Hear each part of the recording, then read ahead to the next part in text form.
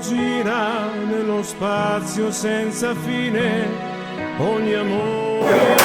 Cari amici di Venti del Territorio, ben ritrovati a Tarso, siamo alla 53esima edizione della Festa della Castagna, in nostra compagnia l'immancabile, l'inossidabile Luciano Piaia, presidente della Proloco. Ben ritrovato Luciano, è un piacere averti qui di nuovo e grazie ancora per l'invito a questa bellissima festa.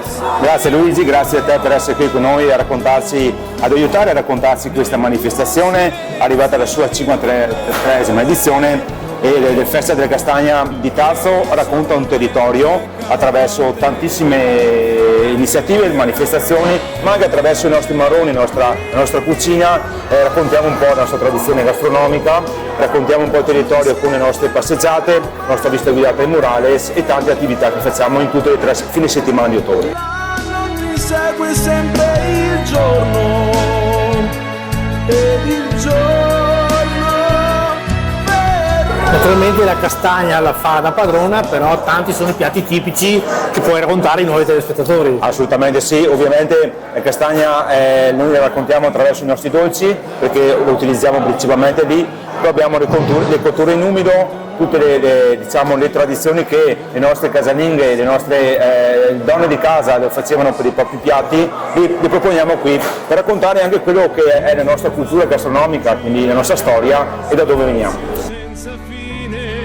Ogni amore appena nati, ogni amore già. Luciano, te hai un punto fisso che è quello del volontariato, un ringraziamento a tutti i volontari perché il direttivo senza di questi non farebbe poco niente. Assolutamente sì, abbiamo veramente tantissime manifestazioni, dagli antichi sapori in piazza con l'Amiba che la fa un po' la guida e costruisce un po' tutta quella grande bellissima esposizione che è un po' la nostra storia culturale.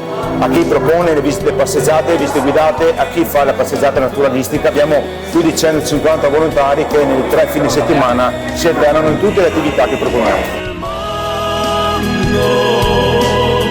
Non si è fermato mai un momento. Luciano, nel ringraziarti di questa brevissima intervista perché sappiamo che sei impegnatissimo, 2 secondi non posso che rubarteli per invitare i telespettatori a visitare qui a Tarso la 53esima edizione il prossimo weekend e quello successivo. Assolutamente sì, noi apriamo questa sera, ma poi ci saranno i prossimi 2 ulteriori weekend con tantissime proposte e tantissime opportunità.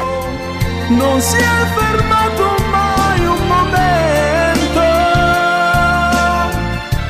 Come avete visto, Luciano e il suo staff sono ansiosi di aspettarvi, di accogliervi, vi porteranno a visitare il territorio di Tarso e vi faranno assaggiare tantissime peculiarità culinarie che qui a Tarso sicuramente non mancano. Noi ci vediamo alla prossima puntata e adesso con Luciano andrò a fare un giro per le cucine e salutare i volontari. Grazie mille ancora Luciano, è stato un piacere e ci vediamo la prossima volta. Grazie a te Luigi, è sempre un piacere accoglierti e così perché ci aiuti a raccontare chi siamo. Grazie. Di cuore.